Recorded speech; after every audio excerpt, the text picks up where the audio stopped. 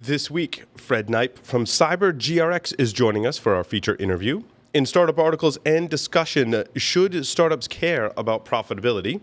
The number one most stupid reason that startups fail, if that's not clickbait, but they make a good point. There's one question you must ask before you solve any problem. Hint, you probably know what that is if you've listened to this show before. Grow faster, hit pause, and ask these questions. Conference season has started. Here's how you waste it. In our security, startup and security notes of interest, a survey, security breaches affect almost half of U.S. firms using IoT. Amazon makes a big purchase. Great Horn raised some funding as well as Cyber Reason. All that and more on this episode of Startup Security Weekly.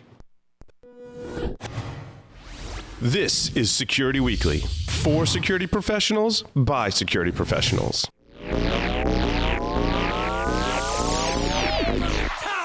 Broadcasting live from G-Unit Studios in Rhode Island, it's the show about security startups, how to secure your startup, and advice for security startups. It's Startup Security Weekly.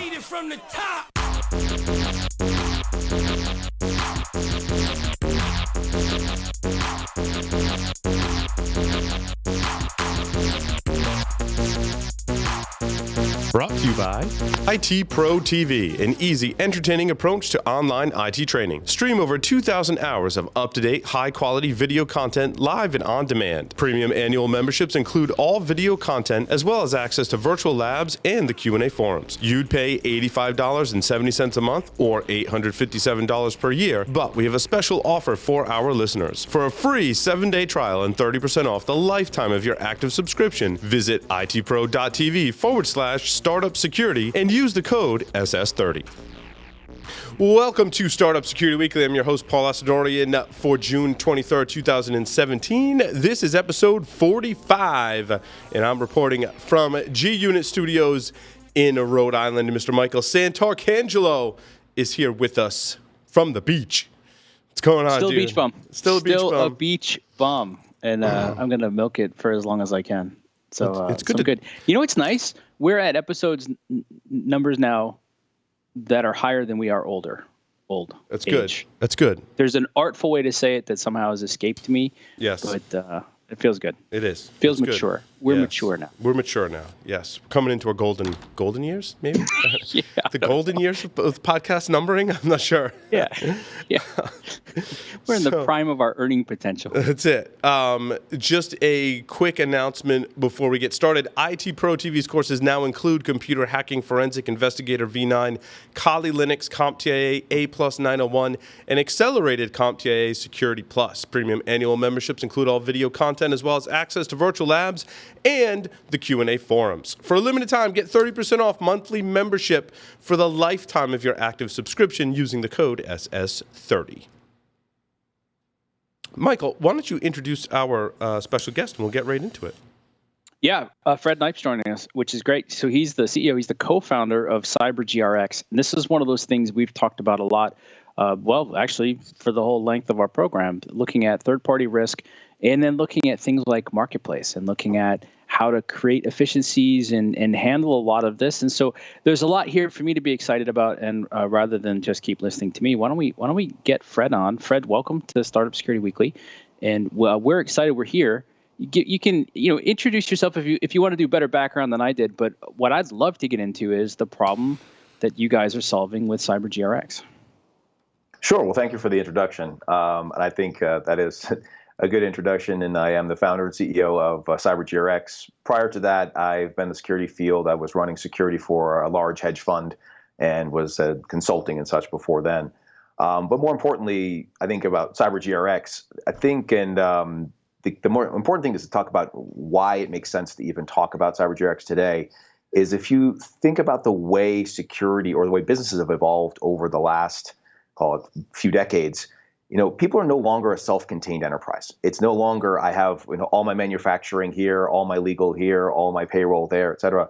It's more kind of an ecosystem of different providers and businesses ranging from ADP for payroll, or you use Salesforce for managing CRM, or Apple doesn't make anything. They design, but then they send it to Foxconn to be built. And this is all basically an ecosystem of interconnected businesses.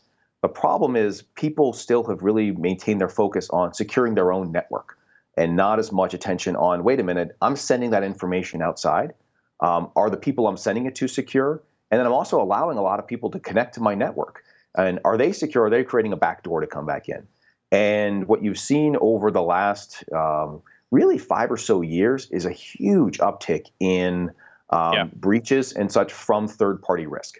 And this is where people are saying, and hackers, look, they go after the path of least resistance, and they say, okay, these people have spent all their time and energy securing their own fortress, but they have this HVAC vendor in case of Target who happens to not have good security controls, and they have authenticated credentials.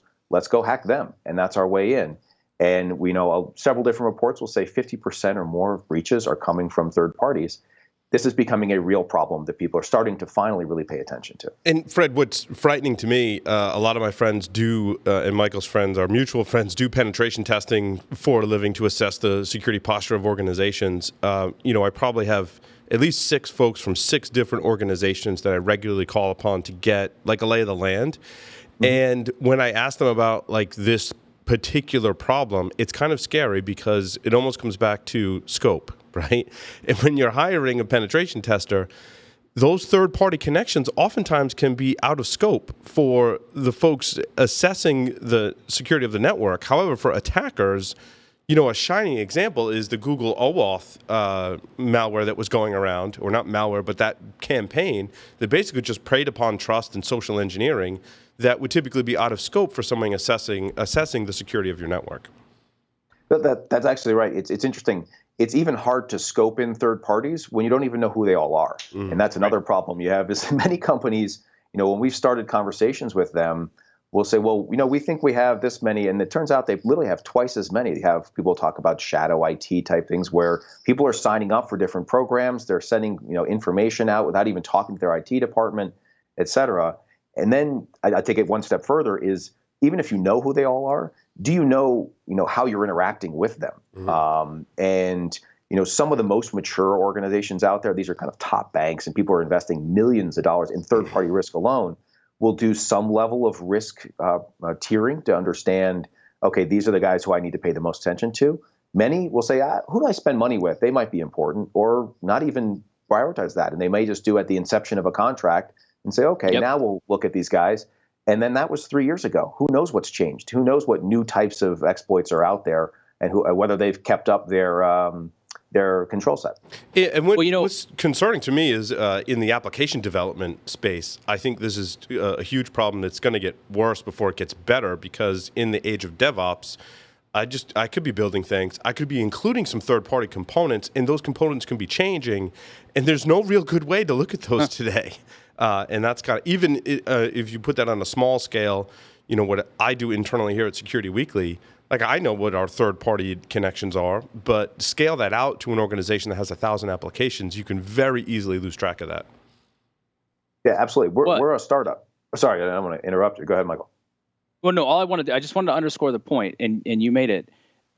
We get to this place where a lot of times the way we're handling third-party risk management right now is still by spreadsheet. We're trying to cobble together multiple internal departments. Security folks are desperate to get themselves injected into the process any way they can.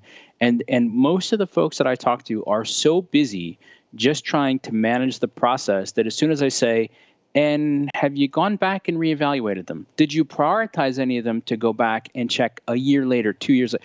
And they always look at me and say, when would I have done that? No, I don't have any mechanism for that. And so I just wanted to point out what's interesting about that is that things change, not just environments change, but technologies change, the threats change, their financial position changes, sometimes for the better, sometimes not. And it's worth reinvestigating those decisions again, at least for high priority stuff. But, a lot of the companies I've talked to, even 5 years ago, could count number of partners on one hand, maybe two. Today, 100, if not hundreds of partners. And those are just the ones, as you've already pointed out, that they know about. So when you started looking at this, I'm always curious. So as the co-founder of this, did this come from some of the experiences that you had at Bridgewater and other places where you were like just trying to get your own head wrapped around it? Or what was the genesis of this idea? Yeah, so I wish I could take credit for it. It actually, the primary source of the idea comes from a guy named Jay Leak, who was the CISO at Blackstone at the time. Yep. And Jay was charged with driving security across all of the portfolio companies of Blackstone. And these are huge companies, like Hilton Hotels type of thing. And they had roughly 125 companies at the time. And he said, they're all looking at third-party risk differently. Let me do a quick poll. And 90 of them were using the same payroll processing company. I'm not going to say who, but you can figure it out. And 50 of them were sending people on site to evaluate that company every year. And so they're spending, some cases $10,000 to go on site, review controls, and then guess what? Another one of the portfolio companies come the next day. And he's like, okay, that makes absolutely no sense. Why don't I do this assessment once? And I'll do it at Blackstone. We'll do it centrally. And we'll do it in a really good way. And then I'll share it across the whole group, spread the cost out. The whole group wins, as well as, when I call up Roland at ADP and say, hey, by the way, instead of 50 people coming, do you mind if just one comes? He was okay with that. And it was, and so that was the origin of the idea. Hey, if you're going to try and drive some efficiency to be able to evaluate these companies, you need to do it in kind of a one-to-many approach. Come through and do it in a thoughtful, good way. House that data centrally and allow it to be used multiple times. Why is that? And so that was the origin. We then said, well, why are we restricting it to Blackstone? I had just come out of Bridgewater where we would take, in some cases, 6 months to evaluate a key partner. The business would be yelling at me. But we're saying, look, we don't know. We don't have enough information. It's not readily available. And this is a critical gap if we allow this to move forward. And so I marrying those up. So why wait, keep this just at Blackstone? Why not go further? And when you step back to the problem, I think you were hitting on this before, is 5, 10 years ago, 20 years ago, people had a handful of partners. Now they have thousands. The typical Fortune 500 company has between 5,000 and 10,000 third parties they interact with regularly. People like GE, it's over 100,000. And so just if you think about the scope of that problem, how can you possibly, in a manual, I'm going to send my team out and go do these assessments, you can't possibly do that. And so part of this is coming up with some level of efficiency to allow that to scale to meet the need of understanding that information. And I'm picking up another point you made earlier, Michael, which is the being able to continuously assess a company. It's not, hey, I did it once, I feel great. It's how am I watching that program change over time? And as my use of that company might change or the way they're changing, I want to see that. I want to know, and has that risk changed? The best programs out there will do kind of annual reviews, or they'll tier them and maybe do every 2 years or every 3 years. What we're saying is, no, that doesn't make any sense. You need to do it at a minimum quarterly, and then overlay kind of outside in information on a daily basis to say what's changing. There's a new exploit that just came out that's going after these control gaps. That was one of your critical vendors that no one knew about that control gap, 3 months ago. Suddenly they do, and you can now be exposed. What are you going to do about that? You need to know that information versus I had an outdated risk assessment. I wanted to ask you, Fred, about along those lines, when we talk about auditing and assessing a third-party vendor of any kind, I tend to think of open source solutions. And an example that just popped up in the news this week underscores some of my fears about what assessing really means. Mm-hmm. And the OpenVPN project had an audit done of their code and passed with flying colors. Now, a lot of vendors include that technology inside of their technology. Some other researchers did fuzz testing of that application and found one remotely exploitable vulnerability in it. And so it begs the question, what level of assessment do we go through, and how do we validate the various levels of assessment for all of these third-party vendors? No, that's great. And I think one thing to kind of clarify in terms of what CyberGRX does, if you think about the different ways of looking at an application or a partner, there are kind of code reviews, like something like Veracode would do and such. Mm-hmm. We are not doing that. Mm-hmm. The other is like a pen test where you're actually going in and identifying vulnerabilities, et cetera. We're also not doing that. We're looking at basically a programmatic review. Understand the kind of policies, procedures, the way they conduct the SDLC process, how quickly they close vulnerabilities, how do they operate? And so it's a much more kind of a programmatic view. Yeah. But you're validating, helping companies evaluate the level of testing that a third-party vendor will do. So I can make that decision and say, well, this vendor didn't do enough testing for my requirement, in other words. Exactly right. When we can say, this company you're about to go buy a product from, they have no SDLC process in place. Yeah. That's interesting. That would be pretty concerning to me. Oh, by the way, they actually don't enforce any segregation in their passwords or their access. So anyone who works at the company could have access to all of your data. That's interesting.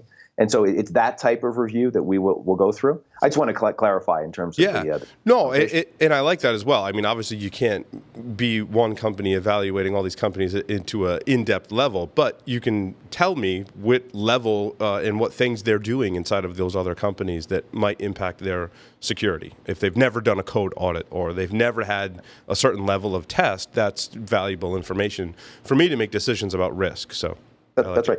And you said one other thing that's also pretty interesting is about validation. And you'll see a lot of people, and I think Michael's mentioned this before, is they'll send out a bunch of spreadsheets and it's like, tell me about this, tell me about your incident response program, et cetera. And now they can either spend the time and energy to call people back and say, walk me through your answer, tell me about that, show me evidence that that's true. Or more often than not, they say, okay, they said they had something in place, that's good, I'll move on. Right. You're now taking them at face value, and did they understand what you're asking for? Are they telling you the whole truth? Part of what we've done, and it allows, our model allows us to scale, is we'll actually go in and validate their responses. What we've structured is a kind of a questionnaire to start and say, tell me about your program. We then run a bunch of rules on the back end that can identify discrepancies in the way they might have responded, or kind of key controls that we have to check on these regardless, or things that might even mismatch from the outside in, such as they say they have this great patching program. However, we found 4 different versions of IE running. Some of that sort. My favorite example of this, Fred, is from my friend Mike Poor, who was doing an assessment for a company and said, does this traffic go through the firewall? And they said, yeah, absolutely. And when he went to validate the control, sure enough, it was going through the firewall. There was a cable that was running and going inside the firewall and coming out the other side. And they're like, yeah, the traffic's going through but that's exactly a good story, I think, to underscore the point. So. Yeah, but I like that. So then, Fred, are you saying that, because I just want to make sure I'm understanding it right, that somebody, well, actually, I might be intuiting here, but like as the enterprise using the service, I can see the level of validation that the vendor has gone through? That's correct. And so what we do, recognizing that, if you have 1,000 vendors, right, you don't want to do a full-blown assessment. One, you can't afford to at the time. So you want to tier it appropriately. And so what we've done is we've structured our product to say, on your top tier vendors, the ones that are most relevant and most concerning, housing your confidential information, or they have access to your network, we'll go in and we'll do a fully validated report. We will validate that their responses are accurate, and we'll update that on a quarterly cadence. And so we're saying, yes, they have this endpoint security in place. We've seen it demonstrated. They have this screen timeout. We've seen it demonstrated. We've seen the policies for their phishing, and here's the evidence of how their phishing, training, et cetera. And so you have that. And what that does, it gives you the confidence to say, yes, this is accurate. I know this is the data. I know what I'm getting. But then, sorry, go ahead. No, that's great. I'm sorry. So this is where my brain's going. So then as a marketplace, do you then take advantage of the efficiency? So if it's a vendor that's popular across, 100 of the Fortune 500, can they opt to have that higher scoring, and they pay for it like one time and then offer it as a benefit to their customers? Or like basically, who's paying for that higher level of service, and what happens for vendors that serve multiple audiences? Who's realizing that economy of scale? Yeah, it's a great question. And if you go back to we're not the first people to think about this concept, and so there are a variety of different approaches. What's the common app, right? I mean, this is like applying to college. It's actually a common app. And so, but we spent a lot of time at the beginning of Cyber GRX meeting with people who were involved in other programs in the security industry to understand, why hadn't they taken off? What missed? What was the problems they were facing in terms of lack of vendor adoption or lack of customers in working with the data set they would provide. And a key thing we saw is many people were putting a lot of this pain and cost on the vendors who were the hardest to actually process that. If you say, hey, we're going to stamp you with some kind of certification, it's going to cost you, $75,000 and an AICPA certified company to do so, that's painful. If we as a small startup right now, like that would be painful for us. And so you see a lot of people were pushing in that direction, while at the same time, many of the larger organizations were spending time and energy to actually do these assessments. People were hiring, one of the big four accounting firms and paying them, just shy of $10,000 to go and do an assessment on site. And so they're spending capital there and willing to do so. And so the way we structured our model was actually to make this so that there is no cost to the vendors or the third parties being assessed. Oh, wow. We'll come in, we'll do that assessment. We'll provide them free access to that data. So they're effectively getting a free risk assessment. And then they can share that with as many customers as they want, who will pay for access to that information on a subscription basis. So it's on an annual subscription, and that's great. It depends on the tier of information you want. If you want the validated, the one I talked about earlier, that's going to be more expensive. If you want something that's just a very cursory review, which may make sense for your kind of tail, lower impact vendors, then that's going to be relatively cheap. It's actually pretty affordable. And so it allows someone to actually scale their program who was already spending money on this front. They're not sending their team out there or hiring some consultant to go out and do it for them. They now have access to all that information. And then it also allows an easy access for the vendors to come on board to do so. I love this. So what was, so this is something I've looked at for years, all the shared assessments and methodologies, and we don't need to name names, but they never took off. And it's, so how did you get past that? What are you able to tell people? What were their concerns that you were able to address? Sure. So a couple things. One is, we talked about from the vendor adoption side. So let me switch to the other side for consumers to use this or customers to use this. One is the data set itself. Some of the groups that have done this before have basically said, oh, let's just take everyone's questionnaire, put them all together. And right. If you answer all of those, then in theory you can answer everyone's. That's great, but that's a mess. And no one wants to read a 3,000 question response. And sometimes it's illogical. It would say, do you have DLP? No. Do you have it on the endpoints? No. How often do you update DLP? Okay, great. This is a waste of my time. And so what we said is we don't want to do that. We want to come through and do this in a structured way. We also don't want it to be regulatory based, or a lot of this has come from companies that are in regulated or compliance-oriented industries. And so that's where this comes from. Am I PCI compliant? Am I HIPAA compliant, et cetera? We want to step back and say, what's the information that you need to make a risk-based decision? So you have all of that information, which actually is more than in some of those different frameworks. The way to get there is we actually reached out to leaders in the industry to say, we want you to come on as partners to help work through this. And it had to be kind of three things to be a part of that group. One was that you had to be well respected and a kind of a leader in the industry people look to look at your program and how you drove security. Two, representing a large organization that had the resources to invest time and energy to work with us, as well as kind of had a program in place today. And three, this was the interesting one, willing to work together. Not, hey, this has to be my process. And so we ended up partnering with people like Jim Routh at Aetna, or Roland Clodier at ADP, Sridhar Raju at MassMutual, or Jay Leak at Blackstone. And we went down and we sat and went through every aspect of their programs with them. And then we brought them in a room together and said, guys, let's, two of you are doing it this way. Two of you are doing this way. You're asking the same information. Let's do it this way. And that will actually get all what you need. And interestingly, we're able to get them to agree, but then also learn from each other and say, I see where you're going there. We never asked about, change or control change cadence as an indicator of maturity of a program. That's interesting. Let's bring that in. And so we brought forth a assessment approach that really gives you the information you need to make a decision, not just one piece of it. And so coming back to that makes this a more attractive data set that people can pull from. But one thing that came out of those conversations was, a checklist of, do you have this or do you not have that? Those are helpful. But what's really helpful is some level of prioritization, helping them understand what should they care about. And so we've spent an inordinate amount of time building up an analytics team that pulls the data and says, based on the use case you might have with a vendor, these are the control gaps that are relevant, and these are control gaps that are less relevant, so that when you go back and speak to them or you're in a contract negotiation, you can say, I need to make sure you fix this control, while these other ones are nice to haves, and we can see that happen over time, et cetera. And you can monitor that through our platform to see how those things might evolve. But it gives you actionable information. Once again, something that allows them to really move forward.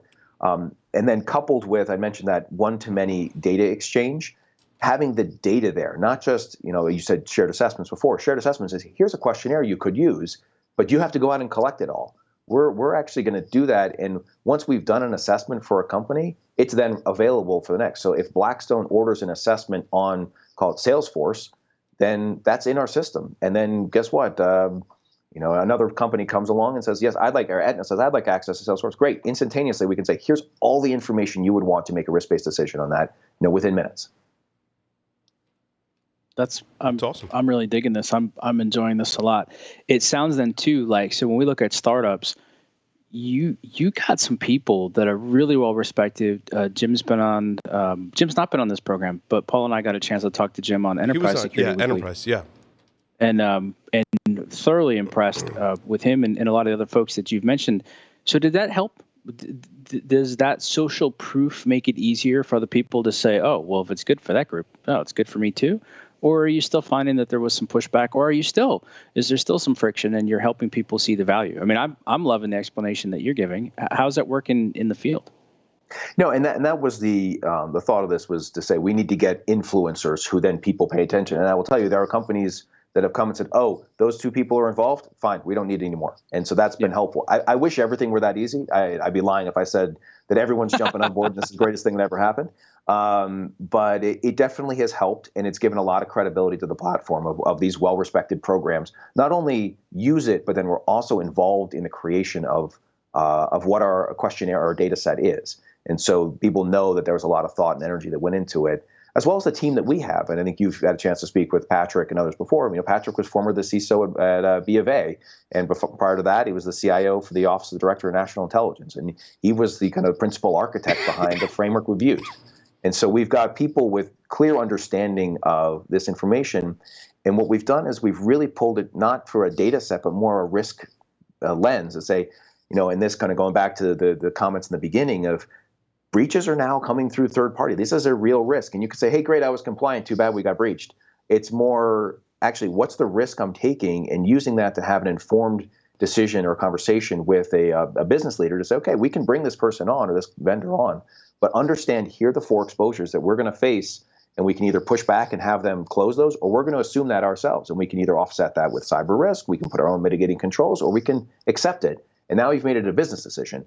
Versus the security guy sitting there saying no, which is, anyone who's been in that position before, it knows that that's the worst conversation when you've got, the business leader saying this is holding back our revenue, and you're saying no, this doesn't make sense, and you can't have a good conversation. We're trying to facilitate that.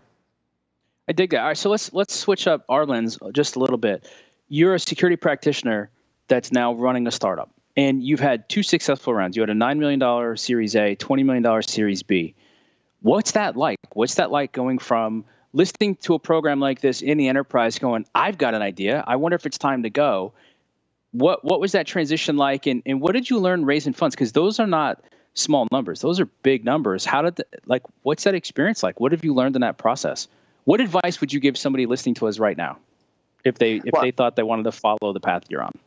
Yeah, I think there are a variety of things and pitfalls to avoid, but the key thing I think, kind of addressing your comment there, is understanding the problem you're solving and making sure it's not, hey, this is really cool, versus I'm addressing a problem that people have today in a way that resonates. And we used our design partners, as I mentioned earlier, as an early sounding board to say, does this make sense? Does this hit home? And one of the things that we've found as we've gone out into the market is, third-party risk is, if not number 1, top 3 for almost any risk or security practitioner out there. They've got a problem with this. They don't know how to tackle it. It's huge. You have thousands of vendors. They don't know what to do. And so what you can kind of tap into that problem and say, look, here's how we'll address you with a scalable product, as well as helping you move forward through it. But kind of coming back to the advice element is, make sure you're resonating, or your product, your offering resonates with pain that people feel today. It can be the coolest thing in the world, but if no one has that or no one understands that risk, it's going to be very hard to get that off the ground. How do you like being on this side of the desk instead of back in the enterprise? You dig it? I got to tell you, it's the most fun I've ever had. It's crazy, and you never know what's going to happen on a given day. But there's that kind of, you're building something from the ground up. It's that kind of creation of something out of nothing that's really fun. I've been in a variety of great roles in my life where I've helped organizations continue to grow in their path, and there's cool innovation on every part of that. But this is truly, 2 years ago, this was an idea, and then it manifested itself in a few PowerPoint slides, and now it's actually a functioning company. And so that's kind of neat to watch that. In particular, when you can see it's addressing, and I'll go back to my other comments, the pain that people are feeling. We sit down there and we've had customers come back and say, like, thank God, like this is finally giving me an opportunity to look at this. And that's a cool feeling. It's not, I'm jamming some product down someone and trying to convince them how great it is. Like, you're having people really improving their way of operating and now helping them manage risk. That's pretty fulfilling. Closing questions for Fred, Michael? I was going to ask you, I've kind of gotten excited about all this stuff. I mean, like I like when we're using things like economics and decision-making, behavior economics to influence the marketplace. So this is the type of stuff I like. I'm sure I have a lot more questions that I can follow up with, but I've thoroughly enjoyed this so far. Fred, anything that I should have asked that I didn't, or that Paul should have asked that we didn't? No, I've enjoyed the conversation. As you can tell, we're excited about this. We think it really has a chance to help more broadly. And I think one of the things that we're realizing is that because of the model we've structured, we are also providing effectively a very scalable, free risk advice to companies. And so if you go to a large company like Aetna, they've got a large program. They have a pretty good sense of the roadmap they should be on. But smaller vendors who are just tapping into some of these organizations, we go through and we do an assessment for them that's a professional caliber, top tier assessment, and we'll say, here are the things that are holding you back. If you were to prioritize your time and energy, here's where you should focus on improving your security system. And in fact, we've actually been working on a bit of a pro bono project with some nonprofits and smaller businesses, and running them through our process as well, just to provide, guys, here's how you can be aware of things to focus your energy on. And they don't have a CISO, or they don't have even an IT professional. So it's helpful for them to even get a sense of where they are. The underlying view of that is hopefully that helps improve security across the board. You're kind of helping people build awareness there and moving forward. So that's, once again, kind of one of the things that's pretty exciting about the project. Fantastic. Fred, thank you very much for appearing on Startup Security Weekly. With that, we're going to take a short break, come back, talk about some startup news. Stay tuned.